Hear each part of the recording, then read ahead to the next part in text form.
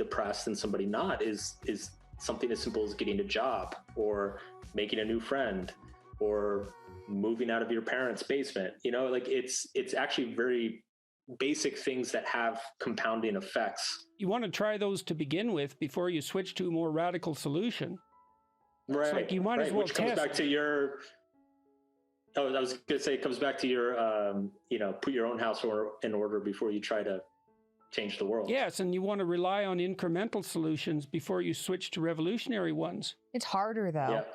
I mean, part of the reason people don't do that is because it's a lot easier. It's a lot easier saying, well, I'm against climate change than not arguing with your husband or trying to sort out the resentment between yourself and somebody else.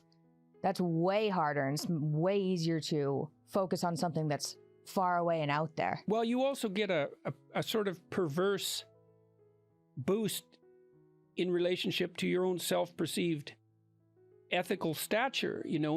If you're concerned about climate change, then you're someone taking on a global problem. If you're trying to figure out how not to argue with your husband about who's going to cook dinner, it's so mundane that it's almost laughable, right? But the difference between the first situation and the second situation is the second situation is real, and real advances can be made there, whereas the first situation just makes you faux virtuous. You're someone suffering for a noble cause, but the suffering isn't going to produce any benefit to anyone. So put your house in order before you try and accomplish those kind of things. Make sure you're not harboring resentment for, I don't know, your significant other before you try and solve some global problem. In general? Well, the thing is, one of the dangers of tackling a global problem when your house isn't in order is that you don't know what your solution is motivated by. Could be by avoiding the problem, right? It could be motivated by all sorts of things that you haven't dealt with.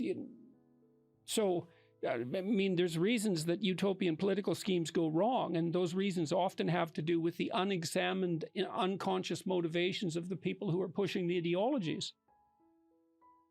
Okay, Mark, this is something that we kind of touched on earlier, and you were saying you had your mind changed about commitment, and I think you and I had similar thoughts because I kind of had the same perspective. It was like, I kind of had the same perspective. Anyway, one of the things, I have a kid, she's 3.5, and I've seen a lot of people my age who don't want kids, and part of the reason is because there's a sacrifice associated with it, and it's actually quite a large sacrifice. Like even just being pregnant is hard the whole time, and then, well, some people have it easier, but it's hard, and then the first year, you're kind of glued to a baby, especially both parents, but especially if you're the mom.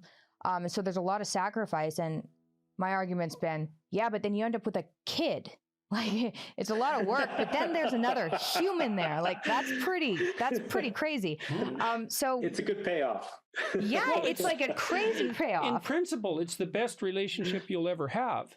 It's certainly the one that you have more opportunity with that relationship for it to be deep and meaningful than any other relationship you'll ever embark on. You can force them to do chores. Right, but an endless source of free labor. Yeah. And amusement. You can teach them things that aren't true and then laugh when they make a mistake. Yeah. What are your thoughts? What are your thoughts on kids? Well, I agree. And it's funny because I was one of those people, back in my libertine life, I was one of those people who was like, I don't think I ever want kids. It's a lot of work. It's a lot of effort.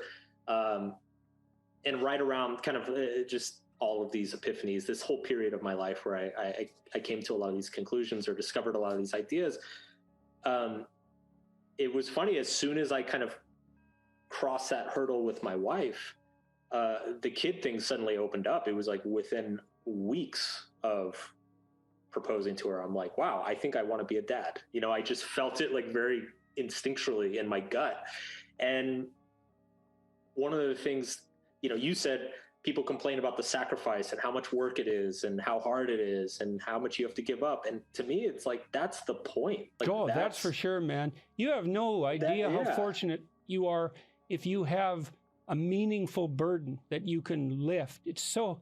I've been very ill in the last year, and I haven't been able to undertake my normal ventures, and I miss it so much. I'm so grateful now when I can engage in something difficult that I have the privilege of being able to engage in something difficult. And you want to thank your lucky stars that that's sitting there for you. It's so backwards to say, well, I don't want a kid because of the commitment and work. It's like, no, man, the commitment and work, that's where you're going to find the meaning.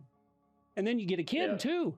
This is a deal, man. You're one fortunate person if you're in that situation. But I look back, so when I look back at, say, like 25-year-old Mark, and back when I had that mentality about kids, about marriage, I think part of the problem was I had never actually experienced that meaningful depth enough in my own life. Like, to me, I didn't know that existed, that was possible. As soon as I realized it was possible and it existed, hell yeah, like sign me up for as much as I can handle. I think, I grew up in a dysfunctional family, and looking back, my relationship with my parents was quite dysfunctional. My relationship with my parents and my family in general, I don't think started to become somewhat healthy until my late 20s, early 30s. And that part of that just comes back to, it's not, they weren't in a healthy place either. Like, they grew up in dysfunctional family systems and situations, and so they were giving it their all and doing the best of what they knew, but it wasn't